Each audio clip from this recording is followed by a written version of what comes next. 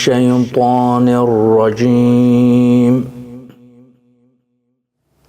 بسم الله الرحمن الرحيم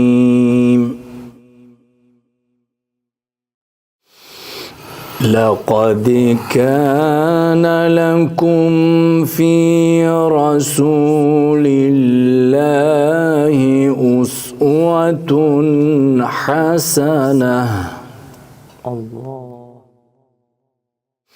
أسوة حسنة لمن كان يرجو الله واليوم الآخر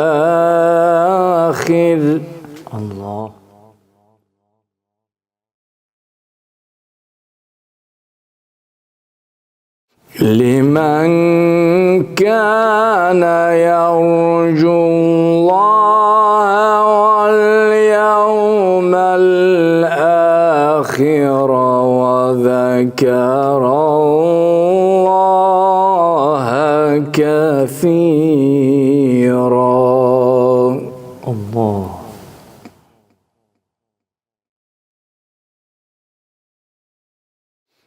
لقد كان لكم في رسول الله أسوة حسنة لمن كان يرجو الله أسوة حسنة لمن كان يرجو الله واليوم الآخر وذكر الله كثيرا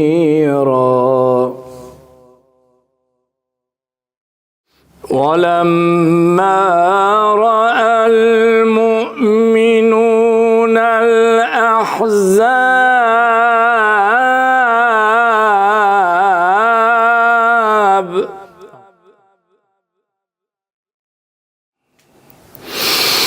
ولما رأى المؤمنون الأحزاب قالوا هذا ما وعدنا الله ورسوله وصدق الله ورسوله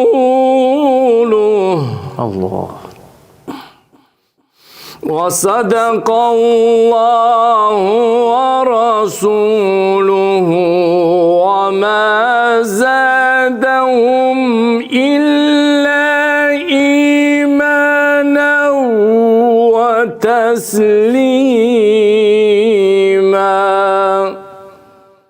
صدق الله العلي العظيم Allahümme salli ala Muhammed ve ali Muhammed. Bağışlayan ve mehriban uca Allah'ın adıyla. Allah'ın salavat-ı selamı olsun Peygamberimiz ve onun pak ailesine. Salamlayıram əziz izləyicilər sizi. Quran və şübhələr verilişində siz əzizlərin xidmətindəyik. Əziz ruhanimiz Hacı Elnur Xudaverdiyevlə. Salamlayıram Hacını. İstərdim o da salamlaşsın. İnşallah verilişimizə davam edək. Selamun Aleyküm və Rəhmətullah. Bismillahirrahmanirrahim. Mən də əziz və dəyərli izləyicilərimizi inşallah salamlayıram və Allahdan hər birimizə müvəffəqiyyətlər arzulayıram inşallah. Allah köməyiniz olsun Hacı. Hacı, biz keçən verilişimizdə bir mövzu haqqında danışmışdıq. Əziz izləyicilərimizdən gələn bir sualı cavablandırmışdıq. Amma ən çox diqqət doğuran məsələlərdən biri də budur ki, Qur'an-ı Kərim elə bir dövrdə nazil olub ki, həmən dövrdə insanlar cahilliyin demək olar ki, son həddində idilər. Biz tarixdə oxuyanda nə görürdük? Görürdük ki, onlar yəni yalnız xurafat işlərlə o gözəl nemətləri qoyub gedib dağlarda qalmış suları, nə bilim çölün çərtkələrin, kərtənkələrin, çərtkə ki, indi halal növü var, o şəriətimizdə onun nəşimiz yoxdur. Bəli, hətta var ki, Peyğəmbərimizin dövründə, ondan da öncə yağış yağmayanda onlar çıxarmışlar dağın başına, heyvanın quyruğuna kol bağlayarmışlar, yandırarmışlar, güya ildırımdır, nədir, belə batil, cahil adət ənənələri olub. Belə iddia olunur ki, Quran da ki, həmən dövrdə nazil olub, Quran da o millətin mədəniyyətin özündə canlandırıb. Hardasa insanlar rastlaşa bilirlər ki, o adətlərlə, adət deməyək, o mədəniyyətlərlə ki, Quran cahillik, azğınlıq yolunda olanların adətlərindən nəsə mənimsəyiblər. Quran-ı Kərimdə belə bir ayə var, mübarək. Bu ayə 3 surədə gəlib. Tövbə surəsinin 73-cü ayəsində, Fəth surəsinin 28-ci və Səf surəsinin 9-cu ayəsində uca yaradanımız belə buyurur. Huvəl-ləzi ərsələ rasuləhu bil-hudə və dinil haqqi liyuzhirahu aləd-dini kulli və ləv kərihəl müşrikun. Deyir, o Allahdır ki, öz elçisin, yəni söhbət Peyğəmbərdən gedir, insanların hidayəti üçün və haqq din üçün göndərib ki, ki aydınlaşdırsın, o bütün dini insanlara aydınlaşdırsın. وَلَوْ كَرِهَ الْمُشْرِكُونَ Müşriklərin bundan acıqları gəlsə də, yəni bu əsli dinlə. Çünki bu ayə onu göstərir ki, Quran-ı Kərim gəldiyi dövrdə, Quran-ı Kərim onların bütün bu mədəniyyətləri ilə demək olar ki, zidd olub. İndi ola bilər biz deyənlər ki, onların bütün əməlləri çirkin olublar. Yox, xoş əməlləri də olub ki, hətta özlərinə görə bir adətləri var imiş ki, məxsus aylarda onlar qan tökməzmişlər və İslamda bəyəndikləri tərəfləri olub onların. İstərdim ki, inşallah bu mövzu ətrafında danışaq ki, Quran-ı Kərim cahillərin, batil mədəniyyətlərindən, onların batil adət ənənələrindən doğrudan təsirlənibmi? İstərdim fikrinizi biləm inşallah. Çox gözəl vurğuladınız. Ümumiyyətlə, biz fikir verirsək, hər bir dilin, lüğətdəki sözlər həmin xalqın adət ənənələrinə uyğun şəkildə istifadə olunmalıdır. Bəli. Yəni, hər bir şəxs istəyirsə bir ümmət üçün danışa, ümmətlə söhbət eləyə, həmin ümmətin lüğəti ilə bələd olmalıdır. Bəli, bəli. Və onun dilinə uyğun şəkildə və onların adət ənənələrinin o xalqın anlaşmasını təmin etmək üçün lüğətdəki sözləri o xalqa uyğun şəkildə seçməlidir. Və onlar ki, iddia eləyirlər ki, siz müsəlmanların Quran-ı Kərimdə gətirdiyi sözlər elə bizim sözlərdir, bizim elə adətlərimizdir, bizim ənənələrimizdir, mədəniyyətimizdir, eyni sözləri deyir. Amma əslində belə deyil. Siz o ayəni də oxudunuz. Allah Teala, Allahın mübarizəsi bu məsələdə fəsadlarlandır. Allahın mübarizəsi sözlərlə deyir. Bəli, Allahın mübarizəsi çirkinliklərləndir. Allah hər hansı bir mədəniyyətlə mübarizə aparmır. Əgər mədəniyyət gözəl bir mədəniyyətdirsə, İslamın ondan işi yoxdur. Bəli. Peyğəmbər gəlib, islah üçün gəlib. Peyğəmbər də Qur'anın təmsil edir. Qur'an Peyğəmbər, Peyğəmbər Qur'an, eyni şeydir. Bəli. Peyğəmbər nə deyir? Mən gəlmişəm لِأُتَمِّمَ مَكَارِمَ الْأَخْلَقِ Bax, bir dənə bu sözə diqqət edin. Peyğəmbər deyir ki, mən gəlmişəm əxlaqı tamamlayan. Deməli, bir cəmiyyətdə bir əxlaq var. Elədir. Bunu inkar eləmir. Yəni, ədalət. Bu cəmiyyətin hər bir cəmiyyətdə bir ədalət məfhumu var. Hər bir cəmiyyətdə mərhəmət hissi var. Bütün mədəniyyətlərdə bu var. Mərhəmət var, ədalət var, səxavət var, şücaət var. Bütün mədəniyyətlərdə, istəyir o cahil mədəniyyət olsun, cahil ərəblərin dövründə olsun. Allah gəlməyib ki, bu şücaətlə, bu fəsaətlə, bu səxavətlə, bu ədalətlə mübarizə apara, bunları yeniliyə. Allah gəlib ki, bu ədaləti islah eləyə. Din bunun üçün gəlib. Və Allah təmiz o mədəniyyəti aradan götürmür. Sizə bir misal deyim. Baxın, İslam peyğəmbərinin dövründə Novruz bayramı. Bəli. Bu bir adət İslamdan qabaq olmuş bir adət ənənədir. Bəli. İslam peyğəmbərinin dövründə getdilər İslam peyğəmbərinə bir bayramlıq təqdim elədilər. Fars tərəfindən. Peyğəmbər dedi, bu nədir? Dedi, bizim böyük bir milli bayramımızda, adətimizdə, ənənəmizdir. Peyğəmbər dedi, sizin bayramımızda nə olur? Adətləriniz nədir? Dedi, bizim bu bayramlarda gedərik, yoxlayarıq, bir-birimizi yoxlayarıq. Belə adətlərimiz var, belə ənənələrimiz var. Peyğəmbər baxdı, gördü ki, nə gözəl adətlərdir, nə gözəl ənənələrdir. İslamla uyğundur. İslamla uyğun olduğu üçün Peyğəmbər o bayramı təbrik elədi. Və dedi ki, bir-iki şeylər ki vardı, o bayramda adətlər var. Dedi, onları islah eləsiniz, çox gözəl bayramımız var. Elədir, düzdür. Baxın, burada mübarizə nə iləndir? O mədəniyyətin içərisində olan çirkinliklərlə. Hətta Hacı, üzr istəyirəm, Kəbənin özünün ziyarəti belə, təvafı belə Peyğəmbərimizin peyğəmbərliyindən öncə və yaxud Peyğəmbərimiz dini gətirdiyi dövrdə belə Kəbənin təvafı var idi. Amma yanlış formada idi. Nə bilim, fit çalırdılar, əl çalırdılar. Yəni, qeyri o etik qaydalarla olurdu. İslam gəldi, onların hamısını düzəltdi. Yəni, İslam dini ümumiyyətlə siz gözəl vurğuladınız ki, gəlib məkariməl əxlaq, o bəyənilmiş əxlaqı, gözəl əxlaqı tamamlamaq üçün gəlir. Yəni, bundan belə nəticə olur ki, bunların bir əxlaqı var imiş, amma İslam gəlib bunu tamamlayıb. Bu məsələlərdən biri də qadınların məsələsidir ki, İslamda deyirlər ki, qadınlara İslam dinində bir azadlıq verilməyib. Qadınların hüquqları pozulub, qadınların hüquqları tapdalanıb, qadınla kişinin arasında fərq var.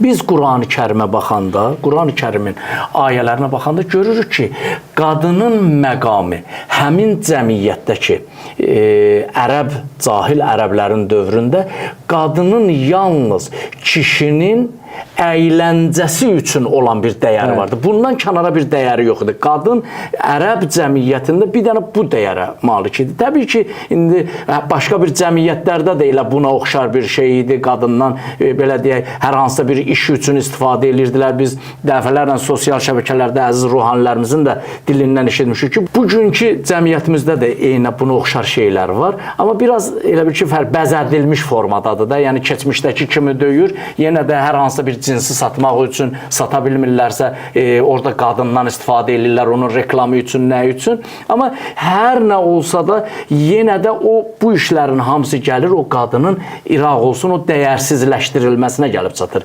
İslam dini gəldi, qadına o qədər dəyər verdi ki, təbii ki, İslamdan da onu səhv tuturlar, deyirlər, yox, bu o qədər də dəyərli deyil. Biz əgər Quran-ı Kərimin ayələrinə baxsaq, görərik ki, Allahın nəzərində qadınla kişinin, belə deyək, belə ümumi götürsə 99% nəzərdən heç bir fərqi yoxdur. Hüquqları eynidir. Bəzi yerlərdə uca yaradanımız qadına kişidən daha çox hüquq veribdir. Bəzi yerlərdə təbii ki, kişiyə daha çox hüquq veribdir. Biz onları inşallah müzakirə eləyəcəyik. Biz Quran-ı Kərimə baxanda Nisa surəsinin 32-ci ayəsində uca yaradanımız belə buyurur. Lirricali nasibun mimmektəsəbu və linnisai nasibun mimmektəsəbnə. Qadınlar hər nə nəsib onlara olubsa, öz zəhmətləri nəticəsində onu əldə ediblər, kişilər də. Yəni, bu günləri əgər kimsə hər hansısa bir məqama çatırsa, o onun kişi olduğu baxımdandır, zəhməti baxımdandır. Hansısa bir qadın hansısa bir məqama çatırsa, uca yaradanımızın yanında, o da onun zəhməti nəticəsindədir və əziyyəti nəticəsindədir, ibadəti nəticəsindədir, bəndəçiliyi nəticəsindədir. Və bu minvalda ayələrimiz bizim çoxdur ki, mən onların hamısına bir-bir işarə etmək istəmirəm. İstərdim ki, bu haqda sizin də fikriniz varsa bilim inşallah. Bəli, çox gözəl vurğuladınız. Bizim bütün dinlərə müraciət eləsək, bizim İslam dinində qadına verilən dəyər heç bir dində, heç bir millətlərdə, heç bir mədəniyyətdə verilməyib. Bəli. Yəni, bizim İslam o həddə qadına hüquq verib. Bəli. Yəni, demək olar ki, kişilərin hüquqlarla bərabərdir. Amma, bilirsiniz, bəzi məsələlər var. Məsələn, cəmiyyətdə tutaq ki, bir rəhbərlik hissi təsəvvür edin bir anlıq. Bəzən rəhbərlik məsələlərinə siz fikir versiniz, bir dənə cəmiyyətdə istəyirlərsə özlərinə bir rəhbər, baxırlar ki, bizə rəhbərlik eləyən onun xüsusiyyətlərini nəzərə alırlar. O xüsusiyyətlərə uyğun olan adamı gətirirlər özlərinin üzərində, rəhbər qoyurlar ki, bu bizə rəhbərlik eləməyi bacarsın. Bu bizim müəyyən problemlərimizi həll eləməyi bacarsın. Məsələn, siyasi yöndəmdə siyasi işi daha gözəl bacaranı gətirirlər. Və yaxud da ki, bəzən qadın məsələlərinə, bir də qadın şəxsi gətirirlər, qoyurlar ona rəhbərliyini üçün bilirlər ki, qadın məsəlinə ən gözəl kim bilər? Qadın bilər. Şəriətdə də demək olar ki, məsələ bu cür nədir? Hüquqları eynidir. Amma bəzi məsələlərdə ki var, məsələn, orada kişinin gücü, məsələn, kişinin gücü ilə qadın gücü bərabər ola bilməz ki. Düzdürmü? Bəli. Ya müəyyən əql məsələsində kişinin ağlı ilə qadının ağlı bərabər ola bilməz ki. Qadın tərəfə baxanda qadınlarda bəzən elə hüquqlar, hisslər var ki, məsələn, qadında olan hiss kişidə yoxdur. Qadında olan atifə kişidə yoxdur. Yəni, bir dənə qadını uşaq saxlayır, bir dənə gətir təsəvvürlə gecə uşağı ata saxlasın. Ata dözə bilməyəcək. 2 gün, 3 gün, 5 gün axırı dözə bilməyəcək. O səbir, anada olanı səbir, anada olan o məhəbbət, uşaq alır, ana can deyir. Amma ata həmişə can deyə bilməyəcək. Baxın, deməli bu məsələdə qadın kişidən nədir? Üstündür. Allah ona görə də ki, Qur'an-ı Kərimdə bunları bölüb. Deyir, qadın, sənin hüquqların kişi ilə eynidir. Amma bəzi məsələlərdə sənin özə xüsusi məsuliyyətin var. Bəzi məsələdə, ay kişi, sənin özə məxsus xüsusiyyətlərin var. Sadəcə dində bunu düzgün surətdə qəbul eləmək lazımdır. Yoxsa, məsələn, Qur'an-ı Kərimdə Allah nə buyurur? Buyurur ki, İnna xaləqnakum min zəkərin və unsa. Mən sizi bir kişi bu qadından yaratmışım. Və cəalnakum şuuban qəbailə. Lita'arefu. Sizi tayfa, qrup, millət qərar verdim ki, lita'arefu. Biri-birinizi tanımaqdan ötəri. Amma kim üstündür? Bu qadın üstündür, bu ağdərili üstündür, qaradərili üstündür, filan millət üstündür, kişi üstündür. Dünyada cürbəcür fərqli nicatlar var, millətlər var. Hansı üstündür? Fərqlilərdən biri kişi qadındır. Hansı üstündür? Allah bura ad gətirmir. Bir dənə umumi söz deyir. Bir dənə tərəzi qoyur ortaya, deyir, çəkin. Kim üstün olmaqlığını bununla bilərsiniz. İnnə əkrəməkum indəllah ətqakum. Mənim yanımda üstün şəxs nə ilə bilinir? Öz təqvası ilə bilinir. Təqvan varsa mənim yanımda dəyərim var, qiymətim var, ərzəşim var. Yox, təqva yoxdursa, istəyirsən kişi olasan, istəyirsən qadın olasan, bax bu məsələdə... Əməl məsələlərində, hacı, əməl məsələlərində, yəni Allah demir ki, bu kişidirsə bunun əməli mənim yanımda daha çox qəbuldur, bu qadındırsa bunun əməli mənim yanımda çox qəbuldur. Allah buyurur ki, Ali-İmran surəsinin 195-ci ayəsində buyurur ki, İnni lə udi'u əmələ əmilin minkum min zəkərin əv unthə bə'dukum min bə'd. Yaradanımız buyurur ki, mən heç bir əməl edənin əməlin zay eləmərəm. İstər kişi olsun, istər qadın olsun. Allah heç bir orada ayrı seçkili salmır ki, yox, qadında ola bilər, mən zay eləyəm, kişi də ola bilsin. Heç bir hüquq tanımır uca yaradanımız. Hətta insanları tərifləyəndə belə ki, mübarək Əhzab surəsində var ki, İnnəl muslimin vəl muslimat vəl müminin vəl müminat vəl qanitin vəl qanitat. Həm bir yandan bir müsəlman qadının adını çəkir, bir yandan müsəlman kişinin, bir yandan müsəlman və mömin kişinin adını çəkir, mömin qadını. Bərabər surətdə. Ayənin sonuna qədər bərabər. Bunların arasında heç bir ayrı seçkilik salmır ki, yəni Allahımız bu kitabın özündə belə, əgər bu kitab o cahillərin mədəniyyətlərindən təsirlənmiş olsaydı, gərək heç bu qadınlar haqqında söhbət eləməyəydi. Həzrəti Məryəm əleyhissalamı necə bir tərifləyir Məryəm surəsində? Ki, bunlar həmən onu göstərir ki, bu Qur'an-ı Kərim o mədəniyyətlərdən heç bir təsir almayıb.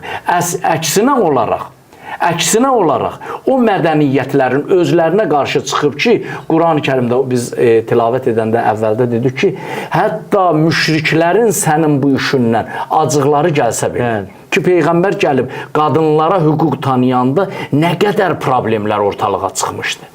Ki, ki, bu problemləri ortalığa çıxartmışlar. İslam özü gəlib qadına hüquq tanıyırdı. İzzət verirdi, bəli. Həmən problemləri ortalığa çıxardanda İslam gəldi bunların başladı davadalaş eləməyə ki, qadınların hüququnu qorumaq lazımdır. Əsli sözümüz buradadır ki, Qur'an-ı Kərim başqa mədəniyyətlərdən, məxsusən ərəb, cahil ərəblərin dövründə olan ki, onların batil adətləri vardı, batil mədəniyyətləri vardı, onlardan heç bir təsir götürməyib. Siz ki, verilişin əvvəlində vurğuladınız, bəli, bəzi məsələlər var ki, onlar Allah kitabında canlanıb, amma o canlandırılması, onlardan söz açılmasının mənası bu deyil ki, İslam onların tərəfini saxlayıb. Xeyr, onların özlərinin də, hətta Qur'an-ı Kərimdə onların o batil mədəniyyətlərin belə pisləmək üçün Qur'an-ı Kərimdə yer alıb ki, elə bir dövrdə yaşayırdılar ki, qızların diri-diri bastırırdılar. Biz də elə bir dövrə yaxın, oxşar elə bir dövrlər yaşamışıq ki, şükür Allaha o dövrlər keçmişdə qalıb ki, diri-diri qızların bastırırdılar və yaxud qıza heç bir hörmət tanımadıqları bir dövrdə Xanım Fatimə Zəhra salamullah əleyhanın haqqında olan verilişdə biz o məsələyə işarə edirik ki, Peyğəmbərimiz qız evladının ayağına durub onu hörmət qoyurdu. Elə bir mədəniyyətin qarşısında tamamilə əks bir mədəniyyət ortalığa qoymuşdu İslam. Təbii ki, bu haqda çox geniş danışmaq olar. Biz bu qədərinə kifayətlənirik. Uca Allahımız yar və yardımcımız olsun ki, Allah kitabın doğrudan həqiqi müdafiə edə bilək. Təbii ki, bizim müdafiəmiz öz həddimizdədir. Əziz izləyicilərimizdən dəstəyimiz odur ki, hər hansısa bir məsələ onlara qaranlıq qalsa, sual ünvanlaya bilərlər. Allah amanında gələn verilişlərədək.